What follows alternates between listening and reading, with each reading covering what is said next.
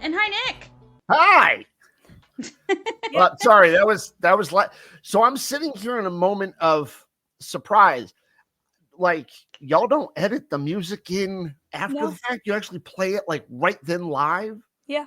It's part of our StreamYard's platform's really cool. Yeah, it makes it really cool.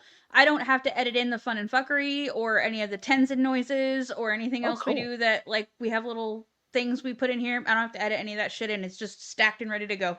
Oh, that's all. Well, yeah, we used to use StreamYard when we were doing improv shows during COVID. Mm-hmm. And Steve used to have a huge assortment of stuff. Yeah. Anyway, I just butted in on your intro. Sorry. You're fine. It's good. There's Hi, a lot we're of a podcast. It's okay. It's fine. Hi, we're a podcast. We are two best friends navigating the neuroverse together because we're living in a neurotypical world and we are not neurotypical girls. And today we have a special guest on. This is one half of On the Spectrum podcast, Nick. Hello. And we are. You can't see me wave, but I am doing it. We can see it's you. Implied. That's what counts. We are happy to have you on. We have had the pleasure. I've been on their show twice. Amanda's been on once. And we kind of joke around between ourselves and say that y'all are like the guy version of us. So, yeah. Well, I always refer to you guys as sister podcast just because, like, we've interacted with each other enough, and most everybody else is kind of douchey. So we kind of like talking to you guys. Cool. I love that we're not douchey. I love that. We're not poppy. I don't have to be douchey. So yeah, right. Yeah. And for anyone who's douchey who's listening, no, I'm not talking about you at all. No. Okay. This does not include you. Yeah, yes, I love it. Yes, I am one half of On the Spectrum podcast. Shameless promotion. You can check us out on Spotify and YouTube. Please follow all of our accounts, whether TikTok's around after the 20th or not. Still follow us on TikTok. We'll see. We'll see. You guys you're big on TikTok. I suck at sticking up with my what am I trying to say? Keeping up with my social media. Mm-hmm. Yeah. I'm actually really shitty at it too. Mm-hmm. Yeah. I just don't mess with it anymore. It's draining. So interestingly enough, me and Steve over the last 2 years doing the podcast, we've actually argued a lot about like how much, how little, how do we do it? What do we do? Where are we going? What trend to follow? What trend not to? Because he wants to stick to the best practices, which is make sure you post every day, engage with comments and all that. And I'm like, if I get around to it. Yeah, it's like I have a life outside of this. Sorry. But I mean, me and him do want to get to the point where we are doing On the Spectrum stuff in one capacity or another for a living, right? Yeah. I don't know what you guys' like long-term goal is and stuff. So he wants to do it like business now. Yeah. It's practice, you know? Yeah, I'm not in that place. Like up until last September, I was working a full-time job for a very emotionally heavy job. And so like, I didn't have a whole lot of give a crap at the end of the day to like care about somebody's life story when they're like, oh, I relate completely to your content. I'm like, I'm glad you relate, but I don't have any empathy left. I don't have the spoons for this. Sorry. Like I am not rocking in a world of battery time right there. And then of course he would send me a message. Why didn't you respond to them? I have a job. Like, why didn't you do it? Yeah. Yeah, but like since September, and I've now been a stay-at-home dad for a while. I have been posting more regularly, but more importantly, I go to other people's comment sections and talk. I'll go to other people's lives and chit chat a little bit. Mm-hmm. I found that helps grow it more than just putting up a clip somebody likes. Right. Yeah, it's interaction, it's engagement. You want to be engaged in what other people are doing, but. I actually recently just got. Oh, go ahead. I'm sorry. No, you're good. Go ahead and say what you're going to say. I was going to say somebody actually just recently accused me of doing it just for engagement. Yeah. We're on social media. Like you putting a comment up that says, "Oh, how dare you go for clickbait?" Cool. You actually posted that so you would get attention. Right. Yeah. I see like stuff all the time. They're like, I don't want to see this. It's like, you should stop making videos. It's like, well, you're making the money right now by commenting. So right. If you don't like it, just tell the algorithm, like you can say, don't show me this anymore and move on, or just don't interact with it at most. Yeah. Like don't interact with it at most. Like, but listen, all 75, we're up to 75, by the way. I don't know if I told you that. We're up to 75 Spotify followers now, Amanda. So all 75 of these people who clicked follow on this show know what the fuck they are here for. Okay. Yes. They know why they're here. So Yes. that's the people we're talking to. It's like, I don't even know That's the 75 we're people, talking to. so it's like, Right. know That's 75 75 more people than I thought would ever give a fuck about what we had to say. So here we are. There you go. But today, our topic we wanted to get into, it's another learn along with us episode. And but we with found personal it, experiences, but with personal yes, experiences included. yes. Yes. I thought that it would be very important to have Nick on the show as long as he was comfortable doing it, because he has talked, in sometimes in detail on his show, but I've heard him mention several times about his own experience with bipolar disorder, and I thought maybe if he was comfortable sharing on our show, we could have him on.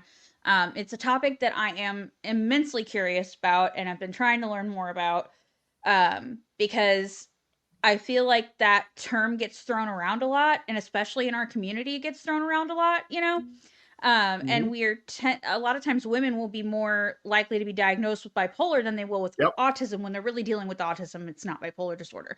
So as a women also be both. run show, and it's possible for it to go both ways. But as two women on the show, I thought it was a good topic to sort of learn about. Sure. And dig further into. So, since Amanda is the one who tends to be able to read without skipping over words,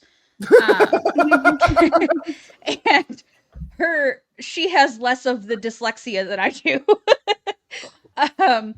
I was going to see if Amanda would want to give us a brief overview on what the Mayo Clinic has to say. And so it says... Oh, you already did a show on borderline? Oh, that's awesome. Yeah. Yeah. Very surface. Very surface. We could go way more into anytime that, you're discussing diagnostic criteria, it should be surface. Mm-hmm. Yeah. Like, you can't get in depth of what all of it means, like, really. No. Especially right. We make sure to preface that hardcore. We're like, listen, we don't know what the fuck we're talking about. This is something we're looking into, that whole 9 yards. But take it away, Amanda. Cool. Let's see what they have to say. Okay, so from the Mayo Clinic, it said bipolar disorder, formerly called manic depression, is a mental health condition that causes extreme mood swings. These include emotional highs, also known as mania or hypomania, and lows, also known as depression. Hypomania is less extreme than mania. When you become depressed, you may feel sad or hopeless and lose interest or pleasure in most activities. When your mood shifts to mania or hypomania, you may feel very excited and happy, euphoric, full of energy, or unusually irritable. These mood swings can affect sleep, energy, activity, judgment, behavior, and the ability to think clearly. Episodes of mood swings from depression to mania may occur rarely or multiple times a year. Each bout usually lasts several days. Between episodes, some people have long periods of emotional stability. Others may frequently have mood swings from depression to mania or both depression and mania at the same time.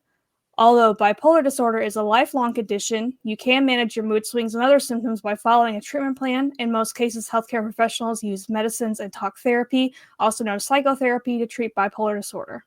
So that's the very basic definition or overview from the Mayo Clinic. And that very much was very basic. Mm-hmm. Yeah. So I actually have bipolar type 2, which is the hypomania. And that's the bigger differentiator between the two is one has mania, the other one has hypomania. Okay. Before we start getting into bipolar and life, I do want to point this out a little bit because as you were reading it, it kind of made me think about it. Of if somebody has a disorder, and this has been on my mind lately too, especially because of autism, TikTok. Just because somebody has something does not make them an expert in it. In any way, shape, or form. They know what they've been through in life and the conclusions they have drawn because of those situations, which doesn't necessarily even mean that those conclusions that they drew were realistic or even truth to the matter, but that's how they perceived it.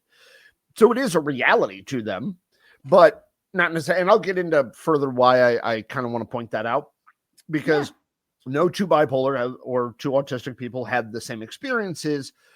But there's also a matter of a misperception in ourselves that those things can create, that we respond accordingly to the misperception opposed to the reality that it was. Mm-hmm. So, anyway, I just thought I should say that. Yeah.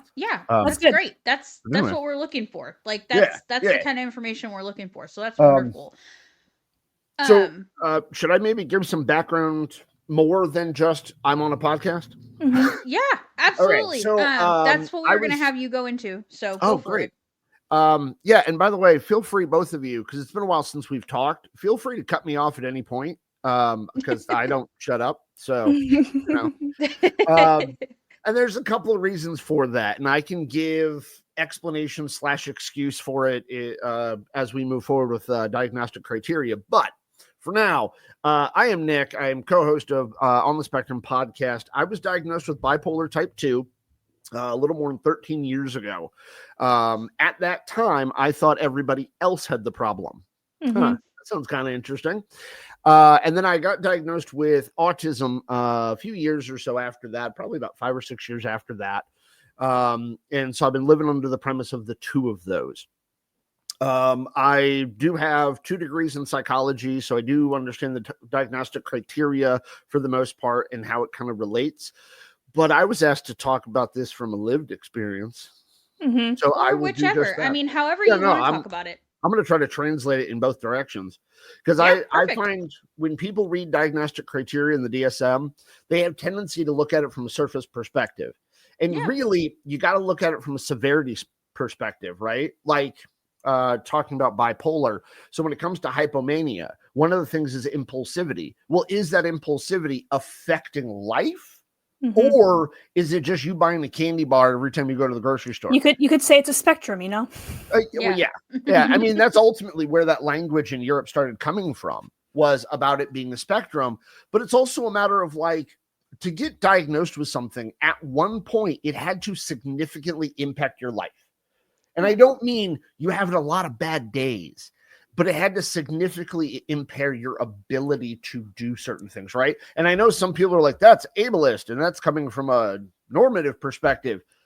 Cool, but if we don't take into consideration that level of degree, everything under that, level is just, we're having a tough time and we should relate to other people who are like us. It's kind of like, okay, say, like, I know I've seen people say this on like videos of when people are talking about their ADHD or autism, and then so say with like bipolar, you could say like, well, everyone feels sad or like hyper at the same, like, at some point, but it's like, okay, but it's the severity of it.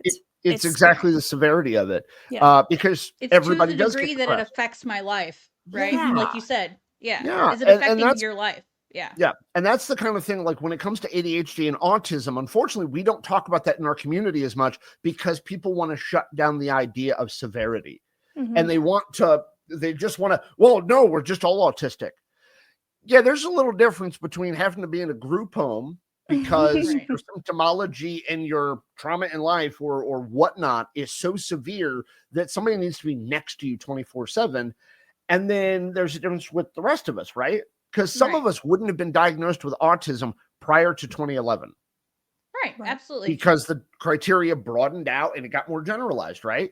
But when people say we are all that way, sometimes I actually respond and go, yes, we are. Yeah, every human being has those traits in them. It's the level of severity. It's the level it impacts you. You know what I mean? Like, so like I'm a smoker, which is an addiction, right? But then there's also using fentanyl and cocaine and meth, and they're all addictions. Right. But smoking cigarettes is way less harmful than the others. It's like I'm addicted to caffeine. Like the caffeine is a drug. So right. Yeah. Yes. Salute. Yeah. Me too. Got my iced coffee right this is here. water. There you go. Yeah. I mean, it's the same idea. But so when we're talking about as a whole, absolutely, let's talk about it as a whole. And these are the things that impact us. But we also, inside our group, and also for like treatment reasons and or for assistance reasons, we need to be able to identify the difference between those who truly need help and those who need a support system. Right? Yeah, I agree with you. I 100%.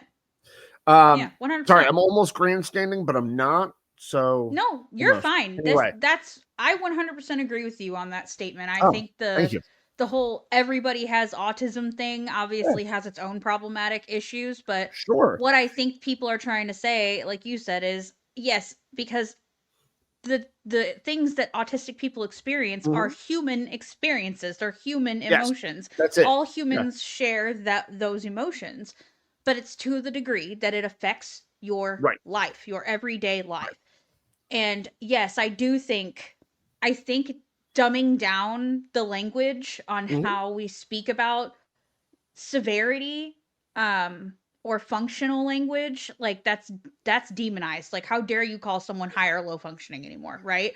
And in my personal opinion, this might get me canceled. I don't really care. It's my show or our show. I'll say what I want. But I think functioning language is necessary in certain contexts because it does talk about what is their level of day-to-day function. Like, you do have to know what their functionality is. Like, it's not a negative thing. It's not a negative or positive thing. Yeah, no, it's neutral. But that's the problem with all the language, though, is once something is wide enough known, then it becomes a negative connotation. And now people are like, oh, we got to change our language to it.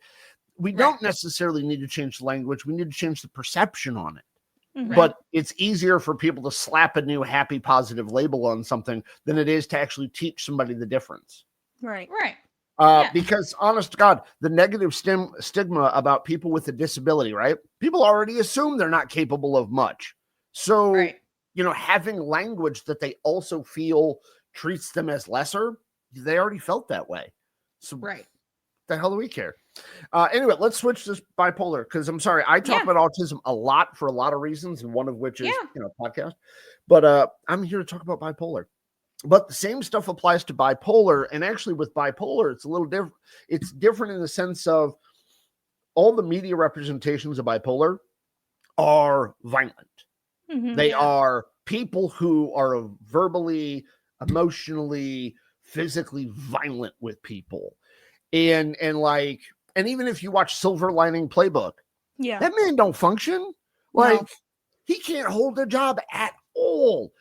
And he argues with everybody. Like, he's very inept in that way. Well, and quite honestly, I watched that movie going, oh shit, that's me.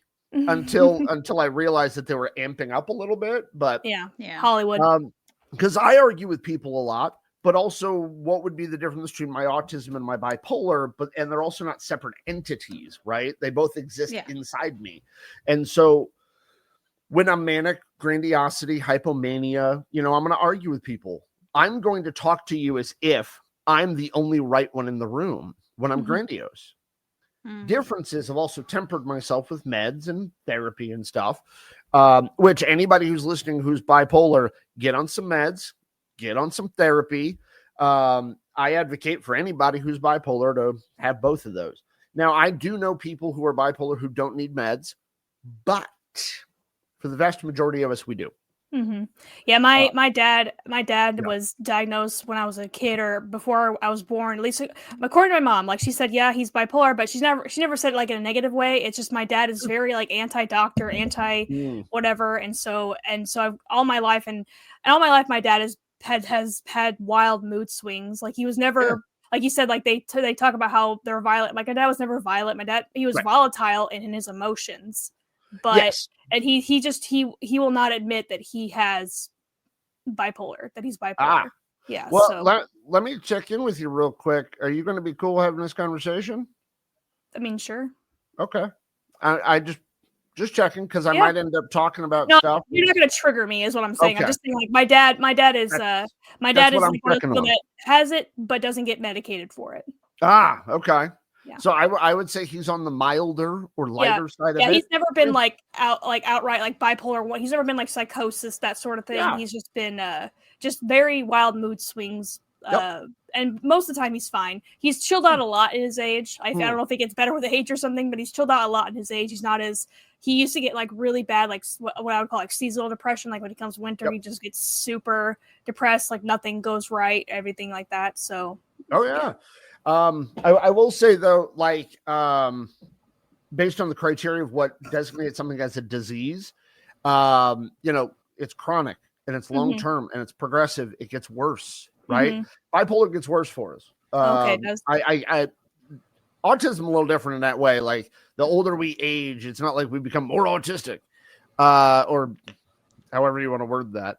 But with bipolar, same thing with schizophrenia. They're both considered diseases that progress in the sense of they become worse or harder to manage. So not necessarily the bipolar is worse. It's just harder to manage as a person gets older, which is why meds need to be adjusted at times, increases, decreases, all that jazz.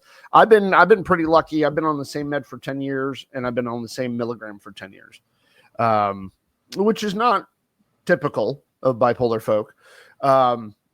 But yeah, I just wanted to check in with you because I don't necessarily want to tip you off. A lot of people that I talked to who had a family member and I talked to them about me being bipolar, they have tendency to get a little bit triggered by some stuff. And I wanted to check in with you because it's fine. It's one of those things. It's like I'm very, very sure. So I'm fine. Cool. Yep, you're fine to talk about it. Because when it comes to the emotion thing, I can say outright that folks with bipolar, and this is not like criteria or anything other than my experience, we have a lot more emotion available to us at any given moment. And there are times, and watching our show, there are times where it'll seem like I'm really energetic and I'm very passionate seeming, but if you take that into a different context, it can seem like I'm angry or I'm agitated or I'm aggressing at somebody because it's a lot. It's very big. And even like the way I started this show, I had a lot of energy. And nobody could see that. So I did a sitting running. Why am I explaining this? All right. I don't know. Anyway, I'm used to being video recorded. Okay, people. I understand you're only looking at a screen that probably says 87 or 88 on it. I don't know what number you guys will be at that point. This will be 87. And it will be great. So you'll see the number 87 in front of you. It'll probably be pink, which, by the way, I do like that new graphic y'all have. Oh, thanks. That is cool because the two people in the chairs and it's you and I really like that. I thought it was very cute looking. And then while I'm watching it, I'm actually looking down at the two people. So anyway, this is actually what mania kind of looks like, by the way. Jumping all over the place and stuff. Almost like ADHD, right? Yeah, like talking fast. Yeah, but it's pressured speech. So that's one of the diagnostic criteria of mania is pressured speech. Anybody who watches the show, our show, you'll see me put my fingers over my mouth. And actually I started this episode doing it. It's because when I get the urge to talk, it's very hard for me not to.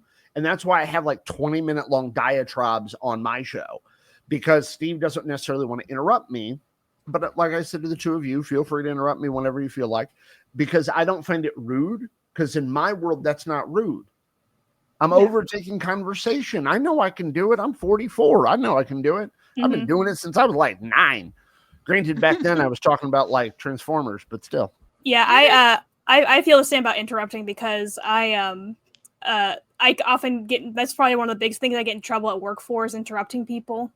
And so I don't normally mind when people interrupt me. And I know me and sometimes me and Nikki we have to interrupt each other because we're talking and it's the whole social cue thing. What do you think about that? Yeah, I tend to go on diatribes myself. So, and I don't even realize I'm doing it. So you have to sometimes, especially when we get on a story or a topic that we are really enjoying, then it's kind of, oh my God.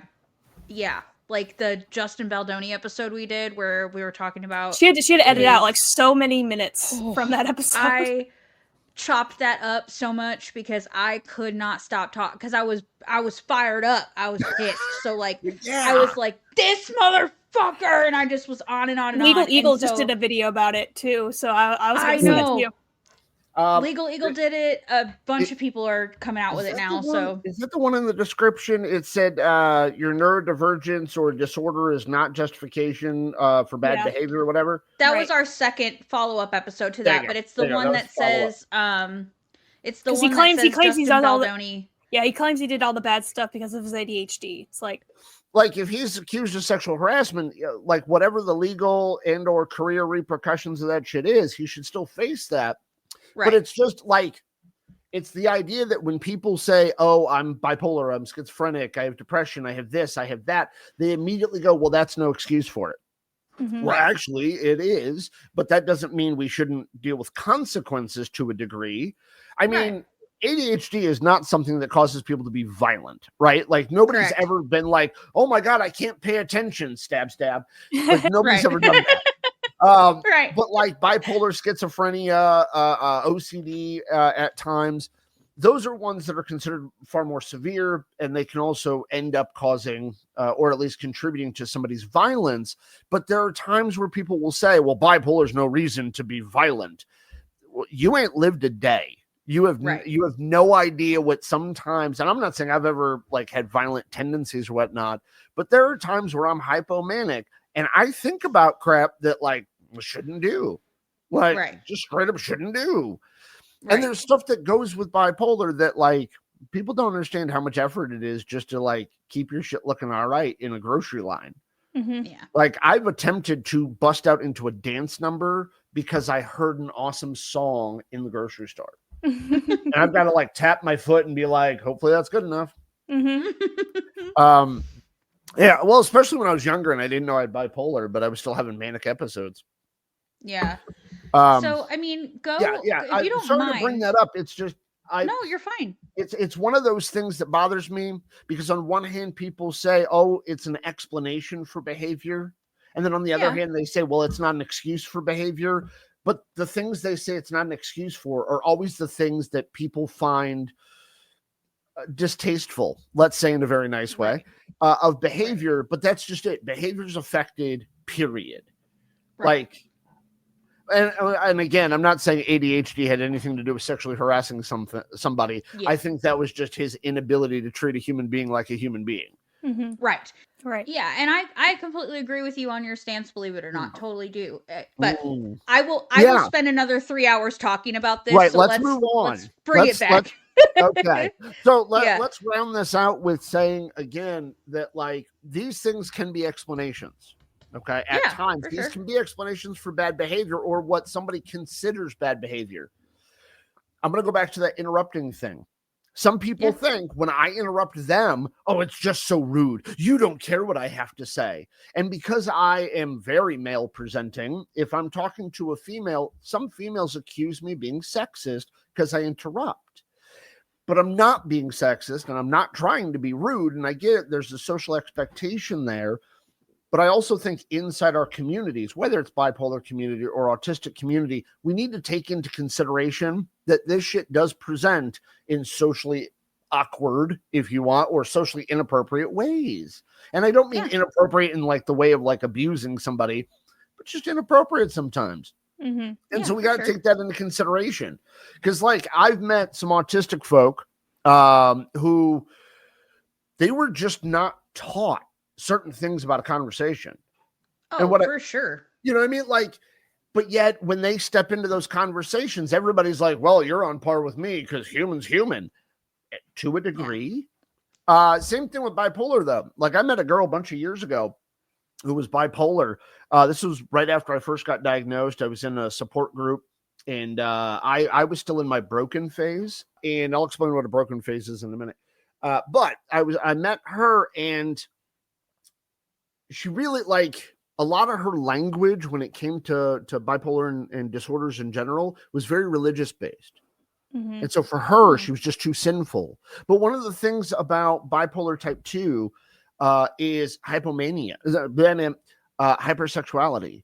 And so she felt like the highs and the lows were because she was hypersexual and she was sinning against God, and she was bringing all that to the support group, which by the way was not conducive for most people in that group.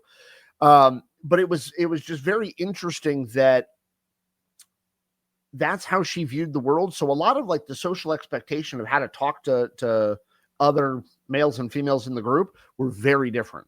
Mm-hmm. Oh my God, very different. But you don't know how somebody's going to behave. You don't know what they know. And I think I completely lost track of why I was trying to tell that story to begin with. So it's okay. Somebody gonna listen to that. They're going to be like, I'd like to learn something. What? Okay. No, it's okay. I did have a question for you though. Yeah, please. Interrupt me. You said you have bipolar 2? Yeah. Okay. So I've watched a few videos on this on YouTube on a page called Polar Warriors. I don't know if you've heard of it before. I have not. But he seems pretty knowledgeable in it.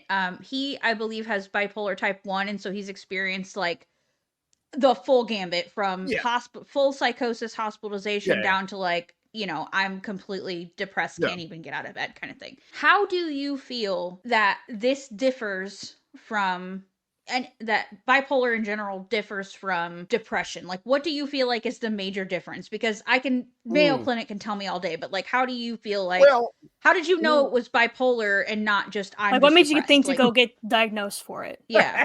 Yeah. Well, I didn't think to get diagnosed for it. Okay. I thought my moments of thinking that I was productive and having energy and staying up for days on end was because I was good. Grandiosity. Okay. And then when I would crash and I'd have that depression, I always attributed it to something situational, not realizing that I was actually starting on the decline anyway. And so I would automatically blame it on, I just had environmental factors or something, like something in your life. Yeah. And so I kind of always rationalized that. And also, even when I went into that depression, because it's bipolar type 2, the decline, I should say, from hypomania down to depression, there's a whole lot of irritability along the way. Yeah. And there's a whole lot of arguing. And because I happen to be a smartsy pants, I had tendency to argue a lot about everything. Even when I was horribly wrong, I was still trying to justify my position and twist the words whatever way I could. Sounds almost narcissistic, doesn't it? Yeah, that's what my dad does. My dad can be proven wrong for something, and he I will show him actual evidence, and he'll still like argue his position. That's exactly right. And try to figure out how to work what you just provided as evidence into what he had just said to ultimately be right. Yeah. And that happens. And there's a bunch of disorders where that happens, everybody. Narcissism happens to be one of them. Or you could just be an asshole. You could just be an asshole. Or just be an asshole. So that's it. That's the other thing, too, is like I always say on my show, I'm an asshole. And I introduce myself ahead of time that way because I'm going to have those moments. I'm going to have those moments where somebody's going to say something and I'm going to be like, fucking burn them all. Right. And then there's going to be moments where it's, I really think we should help those people. Man, everybody just needs a support system. But then there are other times where it's like, fucking pick yourself up and deal with it. Pull yourself up by the bootstraps, Yeah, that's the emotional twist, right? When you're depressed, it's harder to give a shit about other people because I feel. And then when you're manic, when you get to a certain point in mania, it's really hard to truly actually empathize and care about other people because you're so fixated on you. And I don't mean to say that in a selfish way. I just mean a lot of your thinking is, I know how to fix their problem. I'm doing it better than they are. Only what? It's very inward. Yes. And on both extremes, high and low. It's very inward kind of thinking. And I would say, to answer your question about the difference between depression and otherwise, I got diagnosed because I was in the service and I was given a medication for anxiety because I started having panic attacks at certain moments. And I had to go to a training exercise and we had to take a flight and I couldn't take Buspar with me. So when I went to the triage on-call person the day before, they prescribed me a different medication called Effexor. And Effexor does not work with the bipolar very well. Yeah. It is a series of medications that can set you into mania very easily and quickly. I got prescribed. What? It's like an upper type of thing. Sure. I'm not 100% sure how it interacts. I just know that if you have bipolar and you take Effexor, there is a high likelihood that it is going to interact with you in not a very good way. Change your brain chemistry in a negative way. Yeah. And it'll be just quick enough where you kind of lose it. And that was the first time I can tell you that I had enough of a manic episode where I don't really remember a whole lot for a couple of days. Yeah. Wow. And that's really, and then when I got back from that exercise, I got back to Colorado Springs and to Fort Carson, and I went to go see a doctor, a therapist. And I was already kind of seeing her a little bit before that, but I got back and her name was Valerie Anderson, which by the way is awesome. And I'm going to use her full name because, I don't even know if she's practicing anymore or not, but she was super cool. She taught me a couple of cool things that really made it in my opinion, now made it easier to walk forward and to deal with that broken phase. Now, anybody who's been diagnosed with something knows exactly what I mean by the broken phase.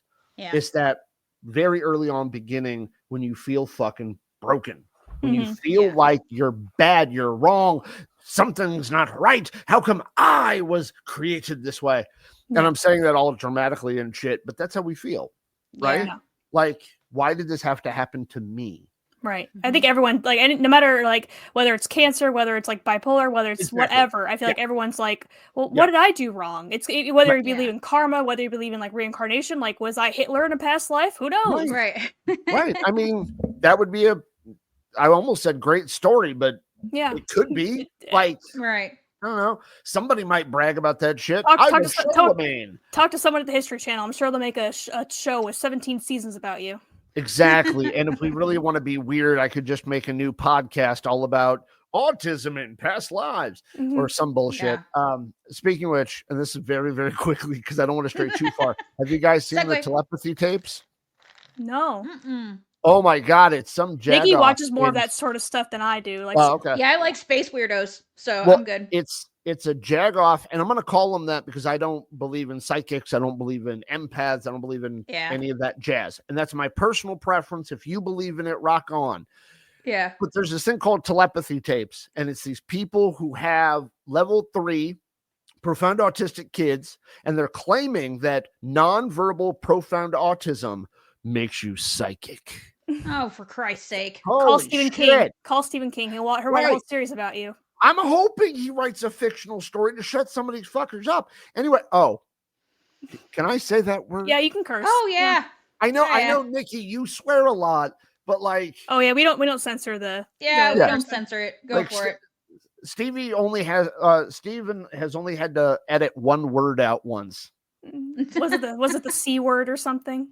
No, we have no problem saying the C word. I don't either. Just because we know how we're using it, kind of idea. No, there was a word like. Anyway, it's fine. It's fine. You can go on. So, but I mean, think about that. Like back to telepathy tapes. So basically, these people are out of their stupid mind. The host of this show, I got 1 minute and 30 seconds into the first episode and went, nope, and turned it off. It was just their own description of what this podcast is. So ridiculous. Now, a lot of people dig the show, but I just kind of want to point out to people that, like, nobody on this planet has ever been able to provide evidence other than somebody saying, my cousin's mother's friend once went to a medium. That's not evidence. But anyway, that's my personal opinion. Back to what we were talking about. Yeah. And actually, like the word thing I was just saying, when I'm manic, no word is off the table except for like 4. Yeah. And the reason why those 4 is because then my intellectual side kicks in and goes, yeah, but that word doesn't have any other use, any other purpose other than to treat another human being like shit. Right. And those are the words that I don't utter ever. Right. Mm-hmm. Yeah. Even when given permission at times, I still don't utter them because they're pointless words. Right. Like they're useless. Because words can't hurt people. Like, and sure. It's like, there's people that say, well, like fuck your feelings crowd, it's like, well, words can hurt people. And there are certain like things you just don't say to, especially like if someone's like super depressed, super down, like say they're like really depressed about their weight. You just don't just get like, well, you fat bitch, just get up and walk. Like, so I will actually say that, like, and I don't care about being called fat. Like, I don't care about the fat term. To me, fat is a descriptor. Yeah, It's just like if I say someone's like, oh, like she's fat, it's like I feel like at this point in time, most fat people will say, yes, I'm fat. I think they're kind of like taking back the word. There's a lot more. There's a lot more acceptance of it. Kind of like how women took back the word bitch. Like, really? Did they really? Because every time I use the word, somebody tells me I'm wrong. Well, I mean, I feel like a lot of women in my circles, maybe the women in my circles are less triggered that way. But I feel like me and Nikki, if we get called bitch, it's like, okay, I can be a bigger one to you if you want. Yeah, well, it's a point of pride for the two of you. Yeah. But I will say something like based on what you just said of like the way you worded that. Okay, calling somebody a fat bitch. Mm-hmm. There's no tone of voice you can use where that becomes a positive. Right. You can't be like, "Oh, you fat bitch." Yeah. It still Right. sounds Unless bad, right? you're a very effeminate gay man who like you're very close Right. to, sure. You could still say it in the most flamboyant gay voice possible, and your ass still sounds like you're talking shit. Mhm. Right. But that's my point, though, is like there's some times when somebody's saying something like that where you can absolutely know. But then there are other times where people misunderstand what they're saying. Right. Yeah. Like We all know about getting misunderstood. So Yeah. Oh, yeah. Well, but that's the weird part to me is all these social justice warriors in our community who are like, "How dare you? You're a misogynist." I'm like, we've all been misunderstood, and you're going to look at a 4-word sentence and think I'm the worst person on the planet? What? Mhm. Right. Anyway, so something you said, fuck your feelings, right? right. Believe it or not, the one bit of advice I could give to anybody who's got a disorder of any type is rule 1: fuck your feelings. Mhm. Don't deny, don't invalidate, but don't necessarily do shit about them either. Right. Yeah. Like I was gonna try to get into this. Like that's other people's problems type of thing. Yeah. Well, one of the reasons why I say fuck your own feelings or don't necessarily react initially to them is because you could be wrong emotionally. You could be jumping on an emotion opposed to a reality. It's like assumptions. Yeah. Yeah. And that's unfortunate. Like emotion from a base premise is irrational. All emotion is irrational. But does that mean you're irrational for having, rage because somebody beat you up or SA'd you or something? No. Right. But emotions themselves are irrational. Right. If we understand that to begin with, when you have a mood shift, it takes on a different place, right? You don't immediately jump on it. You don't immediately buy that candy bar at the grocery store. You don't immediately sleep with somebody after 10 minutes of knowing them. It's kind of like it's like intrusive thought type of thing. It's like it's like the whole like a lot of people say this is probably the most common intrusive thought I've ever seen people talk about, at least widely talk about is like when you're driving. It's like you ever just feel like when you're driving and it's like, what if I just let go of the steering wheel? That sort of thing. Like what would happen if I just let go of the steering wheel? I've done that. Like not let go of the steering wheel. Like obviously I'm still here. Hi, I'm still alive. Right. But I've like because I drive over like I have a big hill that I drive to work and I cross like there's a bridge and stuff. It's like what if I just swerved into the bridge and see what would happen? That happened. Like obviously I wouldn't do that, but or if someone's like standing at a balcony, it's like what if I just fell over the balcony? Right. So I should have learned that earlier in life, but that was actually a lesson that Valerie taught me, which was just because you have the feeling doesn't mean you got to do shit about it. Right. And is this the lady that diagnosed you, or is this just a therapist? Okay, gotcha. Yeah. My first therapist, man, I enjoyed the hell out of her because she never talked about bipolar. She just talked about here's how I'm thinking about things. Here's maybe a way to think about it differently. And that to me is what therapy should be. It shouldn't be somebody sitting back going, "You're beautiful just the way you are." Because if that was true, you wouldn't need therapy. Like what's it called? Toxic positivity. Yeah. Man, me and Stevie did a whole episode on that. Oh my God. Yeah, it was a good one. I hate fucking toxic positivity so much. Same. Because it also leads our folks, whether it be autistic or ADHD or bipolar, or those of us who are different than most people, it leads us astray. Because I feel like it's very disingenuous. It's just a very disingenuous feeling. It feels that way, but some people are actually genuinely positive, but they're still hurting us because they're making us feel like, and they're not making us, we take it this way, that we're not good enough because we're not as positive as them. Yeah. But that's because we also have a hard time translating what we don't see. Right. Behind the scenes, they might be drinking a bottle of Jack a night and then publicly going, "Everyone's so wonderful." We don't see that, so it doesn't necessarily. It's kind of like this is just that just made me think of it instantly of like Robin Williams. Like he was just this very funny, guy that everyone's like, oh, he just seems so happy, seems so loving, seems so whatever, and then he killed himself, and so it's just bad. And he was bipolar. And he was diagnosed with like I can't remember what he was diagnosed with that. Like some people, like his family said, drove him over the edge. It was a form of dementia. Yeah. It's the same one Bruce Willis has, if I remember correctly. Yeah, and he can't. Can Bruce Willis still talk? Because I know like he's been having issues with his speech and stuff. I don't know. I don't think so anymore. Yeah. Oh, okay. Yeah. But yeah, like I've been put in a place twice for suicidal ideation. That was a bunch of years ago though. But I mean, every now and again I'll get those thoughts, but I've trained myself to not react initially, right? And some people have a hard time like putting those thoughts out of their head. Well, for one, if you don't indulge that thought, meaning if you don't allow yourself to start thinking about it, it doesn't mean the thought, I'm worthless and I don't deserve this. It doesn't mean those thoughts won't happen, but you don't have to let it go beyond that. Right. Right. You can literally just go, all right, cool. And you just keep walking forward.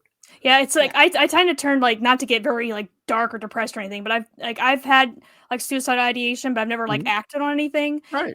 But I haven't like had it in quite some time, but it's also like I get sort of this thing, I get logical with it.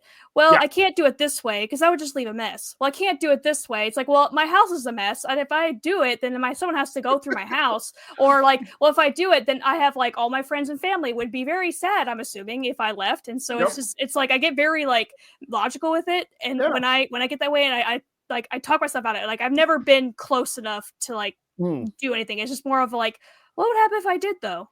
And it's like, okay, well, that's over. Thought process over. Twice I got close enough. But for the most part, it's exactly as you describe it. But I also know something because of my education and my training as a counselor that like something you just said tells me that you won't carry it out. Yeah. And this doesn't necessarily apply to everybody, but I'm just going to say based on the words you used, right? You said, my house isn't clean. And if I do this, what if somebody walks in my house or sees it, right? That right there dictates you care what happens next. Right. That by itself, jump on that thought. Well, if I give a shit how my apartment looks, okay. And the other thing too is when you have bipolar, you don't have to give a shit about your depression because it will go away. No matter what you do, it will go away. Yeah. It's the nature of bipolar. It's like cycles. It's just a cycle. Same thing with your mania. It will go away. It is like the most perfect way to explain this too shall end. Some people, have to learn that in a very hard way that this too shall end. Bipolar people know it. Because you can shift after a couple of days, after a couple of weeks, in the same day. If you're a rapid cycler, you can shift mood drastically in the same day.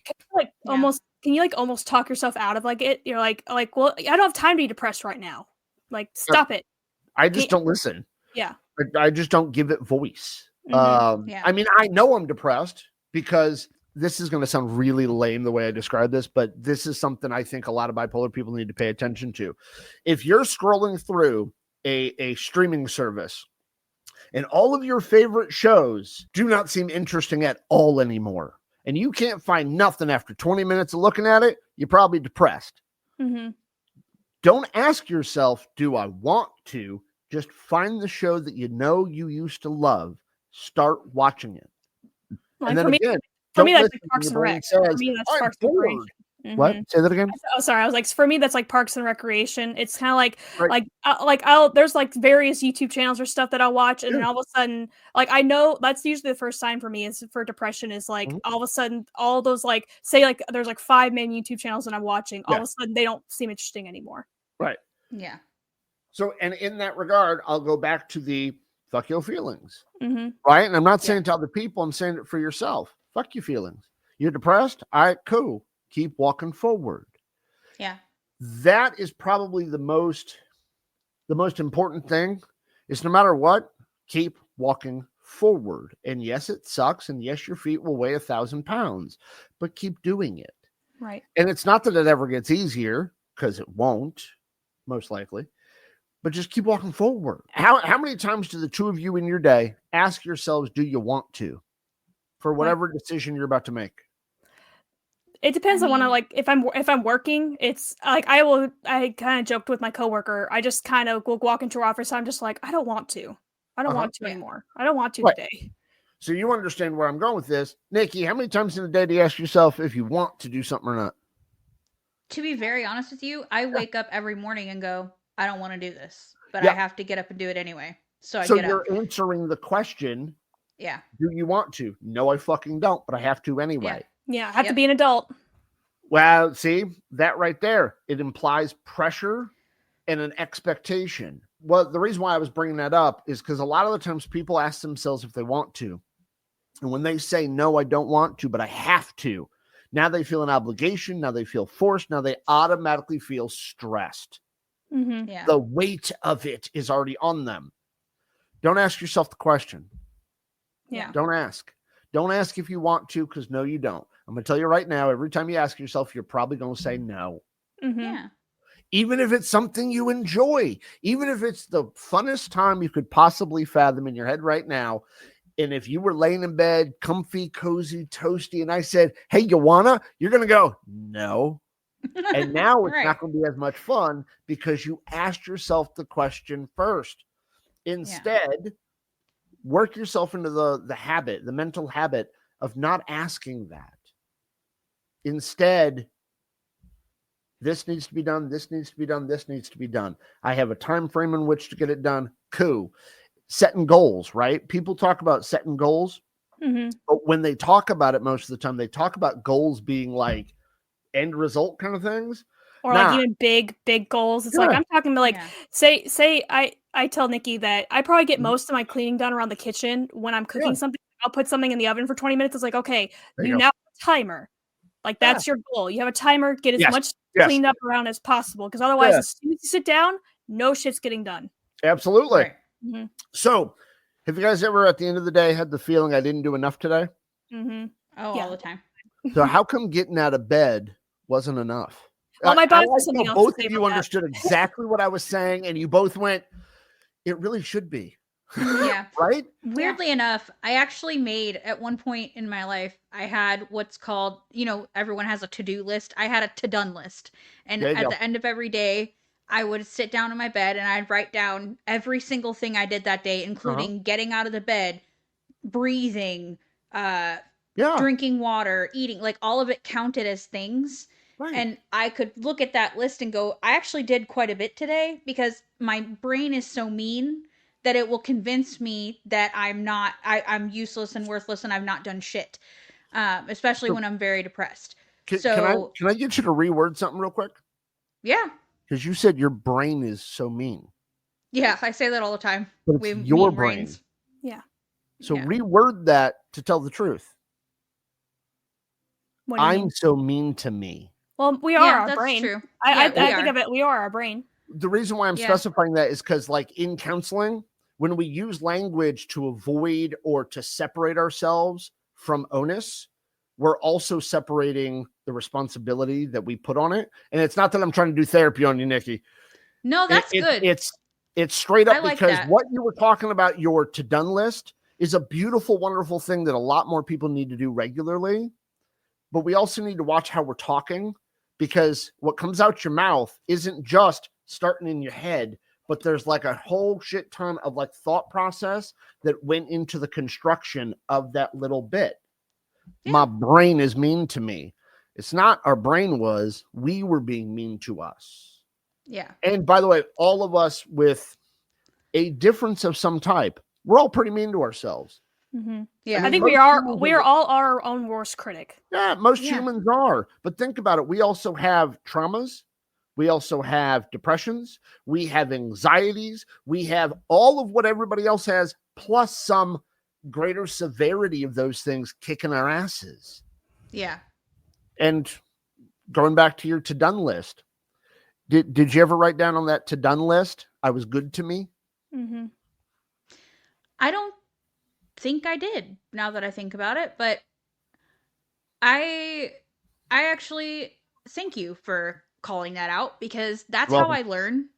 Like, I don't always recognize things, and I'm a very blunt person, so I need people to be blunt with me for me to understand things. And we all do, actually. Like, yeah, and so like I appreciate when someone sees something and it's like, actually, did you think of it this way? Yeah. Like you just did. And that makes a lot of sense, and I appreciate you said you don't want to therapize me. I don't care if people try. I like give me. If I feel like I can use it, I'll take it. If not, then I can't not be one. I can't help but not. I can't stop myself from being a therapist. I know somebody's going to be like, what do you mean you can't? you're right. Can't means won't, and won't means not willing. It's because I'm not willing to change who I am. And who I am is somebody who tries to help people in whatever way I can. And listening to people's words is so damn important to me. It always was important to me when I was a kid, not because I was like, so I got to be correct with my language, but it was more about what those words were saying to me. Right. Yeah. And then I learned how to do therapy, and I learned psychology a great deal to try to translate neurotypical folk. I've come to that understanding, by the way. Like, I didn't know that's what I was doing, but like, I've always been trying to answer the question of why do we do what we do? Well, ultimately, it comes down to those words. A lot of what we do in our day is to either make up for fucking shit we think we did wrong, paying penance of something, or it's because we don't feel like we're good enough to do better. So we're just maintaining our own status quo. Right. And that's humans, right? Yeah. But in that regard, you're absolutely right. Now and again, we need to be called out for it. I'm really lucky that I have Steve, who really emphasizes calling shit out. Yeah. He's like, I gotta put this dude in his place, you know? Oh my God, like regularly. No, and anybody who heard me say that, it's not that me and Steve have beef with each other. It's just me and Steve are also still trying to figure out how to exist with one another. Like we've been friends for 8 years now. And we've been doing a podcast for 2 years now, and we've been learning way more about ourselves too. And like one of the things I have to reconcile that he doesn't is I have to figure out bipolar and autism together because they coexist, right? Yeah. As well as who am I in all of that? Because we are not our autism. It is a part of who we are, but there's a personality in there that has been shaped by it. But there's also a personality in there somewhere. I just started. I randomly had a thought. You're like, how long you been friends? Nikki, this month is our 20th anniversary of being friends. I know. My God. Yeah. Yeah, y'all should have a reality show. Wait, isn't there already one starring a Nikki? Yeah, I'm sorry. You can't be involved. I'm sorry. Yeah. Well, what's cool about, I've said this, like you said, you and Steve are trying to figure out how to exist together in this new phase of what you're doing. Right. Her and I, even though we've been friends for 20 years, like when we started this, because it's a new thing we're doing together, it adds another facet to our relationship. Yes. And so we get to do this new thing together, which gives this new life to our 20-year friendship that thinks something we didn't do before. Sure. And I think that has been the coolest thing for me about doing the show. And then now starting the gaming channel, it's really fun to get to experience her and I in a different way. You know what I mean? Like, we existed in this one way for so long. We were close together friends when we lived near each other, and then we became long distance friends, and we had to figure out how to navigate that. And now we've been doing that longer than I think we were doing close together friends at this point. Yeah. And now we're doing this whole other thing where it's like we've had such a long history, but it's never been. I feel like this part of our friendship is probably the best we've ever had. So together. and it's also like before, it's kind of like you and Steve. Like Steve has always known you, like because you said you got diagnosed with you got diagnosed with like bipolar and autism like before you met Steve. Whereas like we kind of we're different, and like we kind of like grew into that. Yes. So we dealt with each other's shit before we knew about ourselves at all, because we were stupid teenagers, you know. Yeah. I mean, he's grown into his autism diagnosis in that way. I knew mine, but I like, even when I met him 8 years ago, right? Like I was still trying to figure out some jazz because I never explored the autistic community. And it wasn't as big back then. Like, I'm not saying like there wasn't as many autistic people. It's just, there wasn't TikTok. There wasn't like social media wasn't as big of a thing back then as it is now. Yeah. Like, I think absolutely.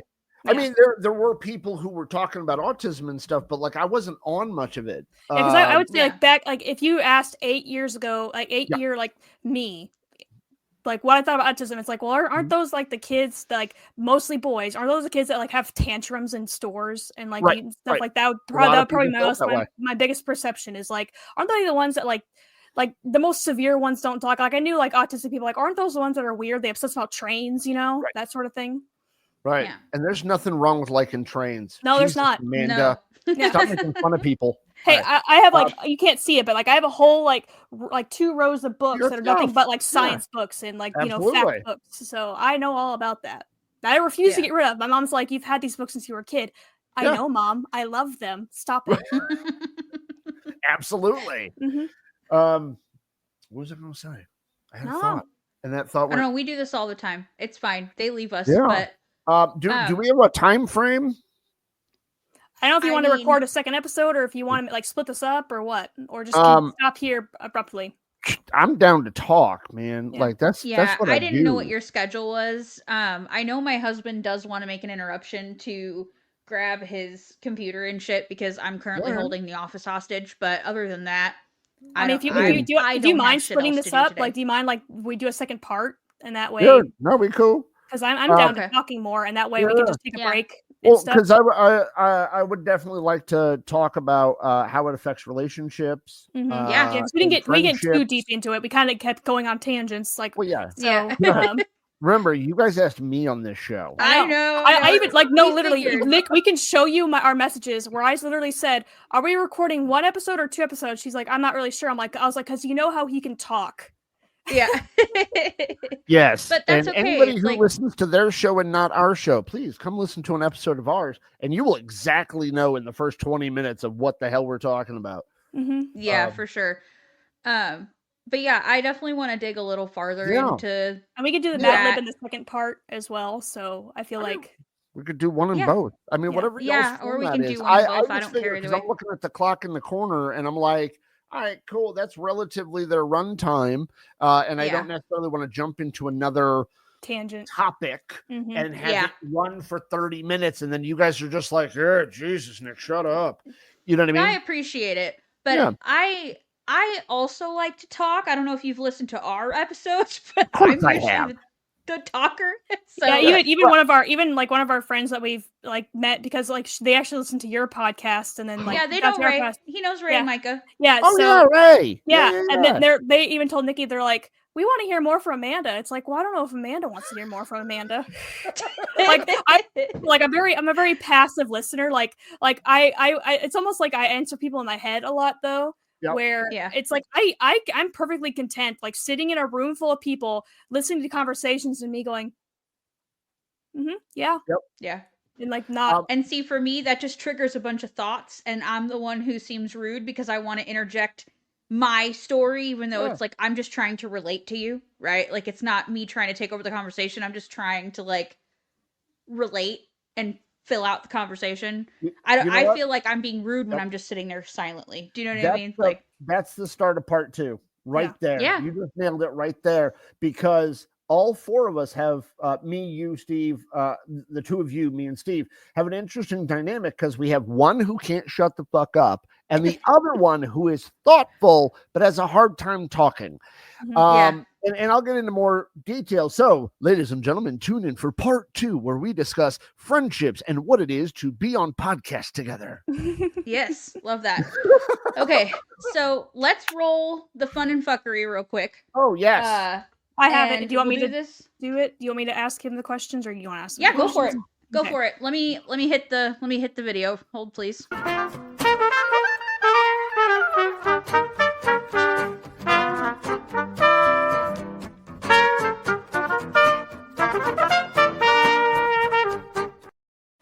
Okay. What the fuck is that unicorn? What the fuck is that unicorn?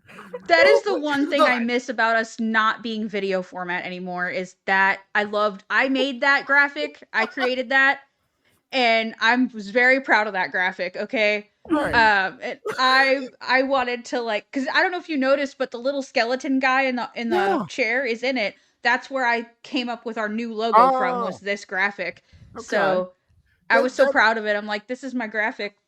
Yo, I'm seeing the numbers count down in the center, and then I start looking around the border, and I get to the unicorn, and I'm like, "Holy shit, that fucker's dancing!" I saw your reaction. What?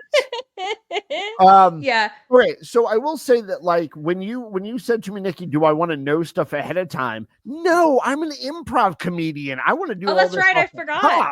I forgot. You're totally perfect to answer them on the fly. Yeah, I just want to do this off the cuff. Fun. Okay. I love that. So we're still in our Golden Girls Mad Libs, so this will be interesting. Oh my God. I would love to fuck Blanche. No, nobody said that. Sorry. I don't think she'd mind, you know? No, probably not. She wouldn't mind. She'd be down. She's Well, DTF I'm all the 44. time. She's 80. She can brag.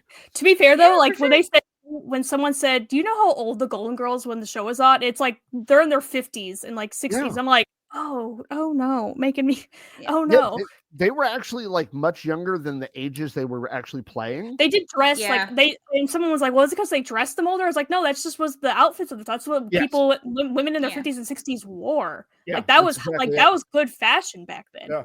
A lot of their Yeah. outfits, a lot of their outfits, I'm like, that is good fashion. I love that fashion. Okay. Okay. Things no one has ever uttered ever. Like On the Golden Girls, they have good fashion. Well, some Nobody's people ever do. uttered Some of their outfits work. Like I would personally wear them because it's just not my personal taste. But I'm like, that is like very nice clothing. Yeah, But sure. Amanda There's is no way vintage you watched fashion an episode queen, of Betty though. White and didn't go, Google, find me Betty White's outfit, episode Right. 39. Mm-hmm.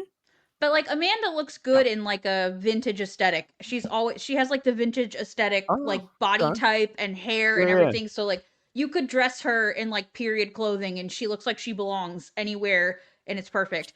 I don't roll like that. It's sweatshirt and leggings and I'm good. I mean, you are rocking the haircut from like the mom for Leave It to Beaver, though. Listen, I know we're in the middle phase right now of this. I need to get all my undercut is so grown out. Like I have to get all this shaved. Okay.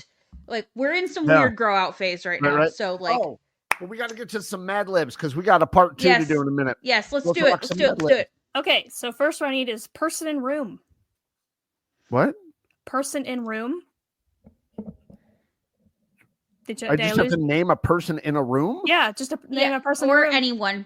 We just use random names. Leonardo DiCaprio. Because Okay. I feel like he's in a room somewhere right now with someone who's or on a boat with an 18-year-old, you know. Yeah. Yeah. Okay. Yeah. Noun. Book. Adverb.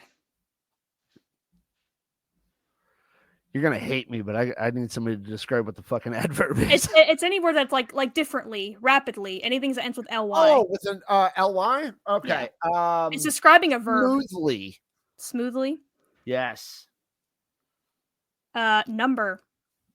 12. Occupation. Proctologist. Love that.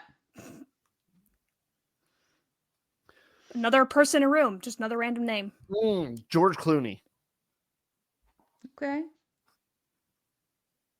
Article of clothing, plural.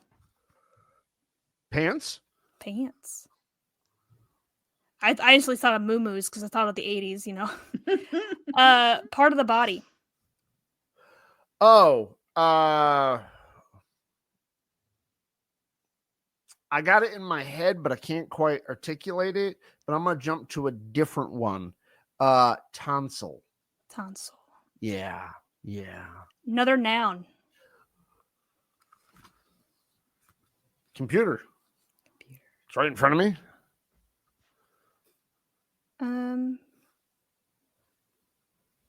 And another person in the room. Jesus. Oh, cousin Stevie. Love that. Just sounds fun. Mm-hmm. Also, just reminds me of Stevie from Schitt's Creek. Oh, there you go. Yeah. I enjoyed that show. Me too. So did I. I'm so mad that it had to end. Well, I mean, all good things have to. It's what I cried like happy tears. I'm like, it's everything so good. There you go. I'm happy. Another part of the body.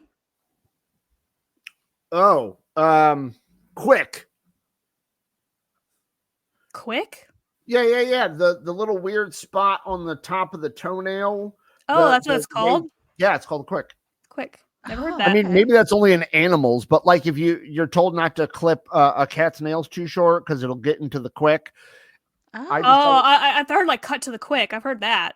Yeah. That's what it's referring to. Yeah. Okay. It's when you cut it too short. Verb. Sizzling. Ooh, I like it. Sizzle. Yeah, sizzle. Sure. Wait, what's the difference between sizzle and sizzling? Well, I think if they want like a verb ending in ing, that's when you would put sizzle. They usually tell you. Yeah. Oh, okay. All right. I'm sorry, I'm not as well versed at the Mad Libs. You're no, good. You're fine. And last one, silly word. Frischafuma.